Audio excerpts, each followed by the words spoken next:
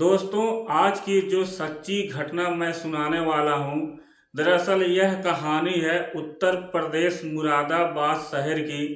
मुरादाबाद शहर के मझौला थाना क्षेत्र के आसपास एक कॉलोनी पड़ता है, प्रीतम नगर।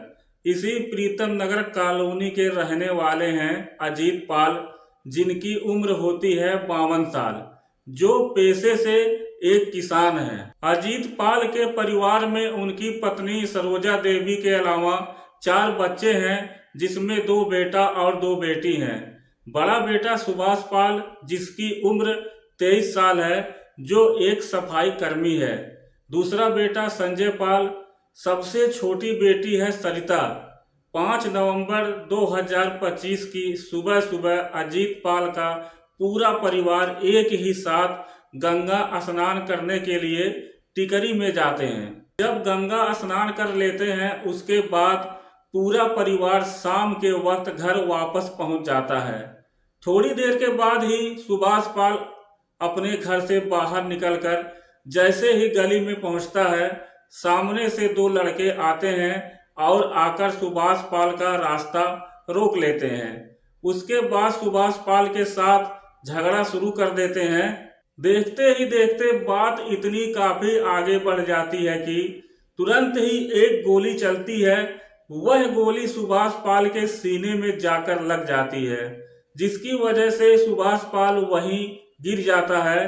दरअसल यह जो वारदात हुआ था, सुभाष पाल के घर के जस्ट बगल में हुआ था।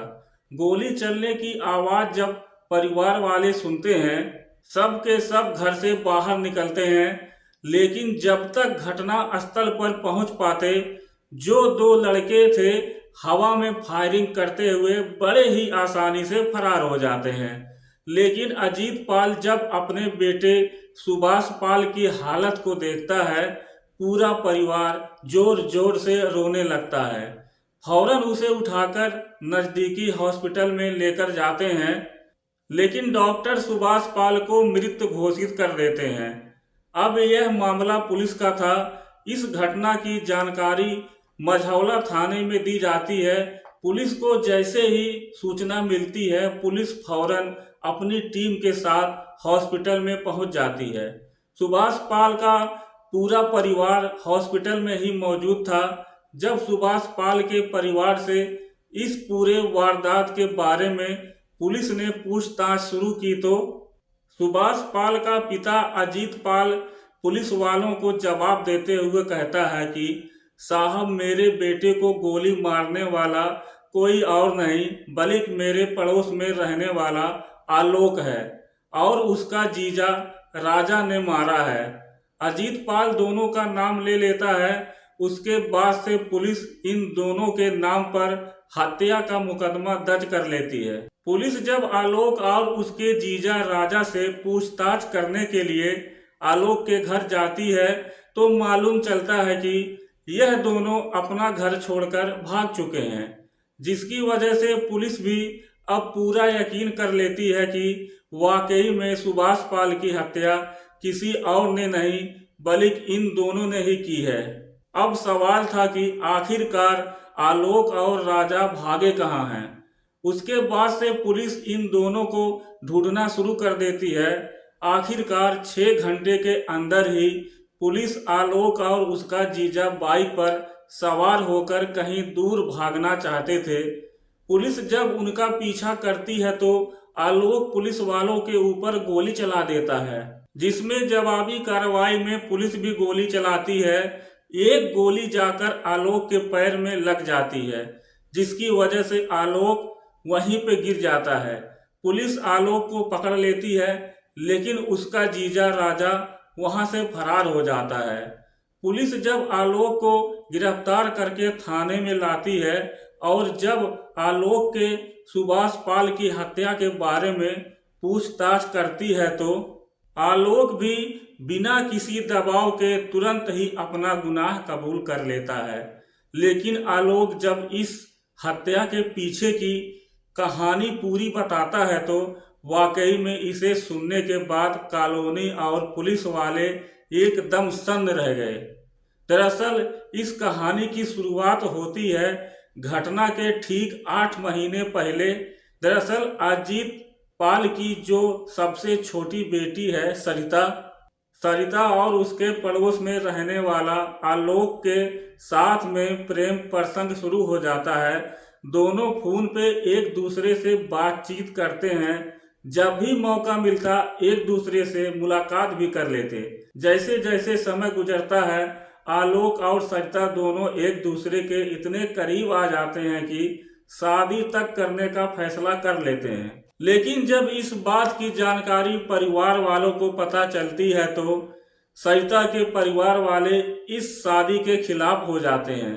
हालांकि सरिता के परिवार वाले उसे काफी समझाने की कोशिश करते हैं, लेकिन सरिता भी आलोक के प्यार में इस कदर अंधी हो चुकी थी, परिवार वालों की एक भी नहीं सुनती थी। जब सरिता और आलोक को पूरा यकीन हो जाता है कि सरिता के परिवार वाले किसी भी कीमत पर शादी नहीं होने देंगे, आखिरकार आलोक और सरिता एक फैसला करते हैं कि क्यों ना घर छोड़कर भाग जाते हैं, बाहर जाकर कहीं दूर शादी कर लेंगे। सरिता इसके लिए तैयार हो जाती है। ठीक घटना से करीब 2 महीने पहले आलोक सरिता को लेकर घर से भाग जाता है। सुबह सुबह यह दोनों घर छोड़कर भागते हैं। इस बात की जानकारी सरिता के परिवार वालों को पता चल जाती है, खास करके सरिता के पिता अजीत पाल को। अजीत पाल तुरंत ही मझौला थाने में जाता है और आलोक के ऊपर अपनी बेटी को भगा ले जाने का मुकदमा दर्ज करा देता है। जैसे ही मुकदमा दर्ज होता है पुलिस भी इन दोनों को ढूंढने लगती है, लेकिन तभी इस बात की जानकारी आलोक को मालूम चल जाती है कि सरिता के परिवार वालों ने थाने में जाकर मुकदमा दर्ज करा दिया है। सरिता अभी नाबालिग थी। आलोक के परिवार वाले शायद उसे समझाते थे कि आलोक अपने परिवार की बात मान जाता है और शाम होते ही सरिता को लेकर घर वापस आ जाता है। अब जो है मामला थाने में पहुंच चुका है। घर पर लेकर जैसे ही पहुंचता है गांव के कुछ लोग इकट्ठा होते हैं और फिर दोनों पक्षों को बिठा के इस मसले का समझौता करा देते हैं। समझौता हो तो जाता है, सब के सब मान भी जाते हैं, लेकिन आलोक अजीत पाल के पूरे परिवार से नफरत पाल लेता है। दरअसल आलोक अजीत के पूरे परिवार से बदला लेने की ठान लेता है, क्योंकि जब वह सरिता को लेकर घर वापस आया था उसके बाद से चाह कर भी सरिता से वह बातचीत नहीं कर पाता है।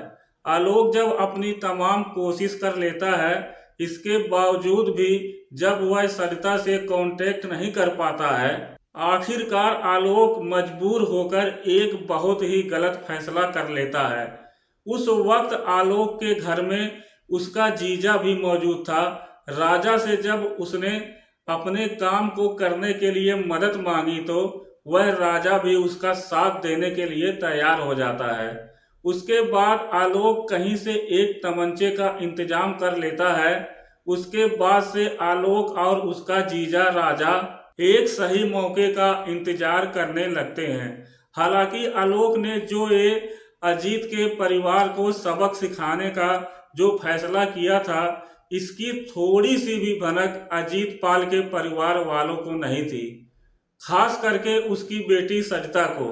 जैसे ही 5 नवंबर 2025 आता है, पूरा परिवार गंगा स्नान करके वापस आता है, तभी यह अपराध को अंजाम दे देता है आलोक। फिलहाल आलोक को पुलिस ने गिरफ्तार कर लिया है और जीजा फरार है। उसकी तलाश जारी है। अब देखना है कि आलोक को क्या सजा मिलती है। दोस्तों, हमारा मकसद किसी के दिल को ठेस पहुंचाना नहीं है, बल्कि आपको सचेत और जागरूक करना है। अगर हमारी वीडियो आप लोगों को पसंद आती हो तो एक लाइक कर देना और चैनल को सब्सक्राइब जरूर कर लेना। और हाँ, आप किस जगह से यह वीडियो देख रहे हैं कमेंट जरूर करना।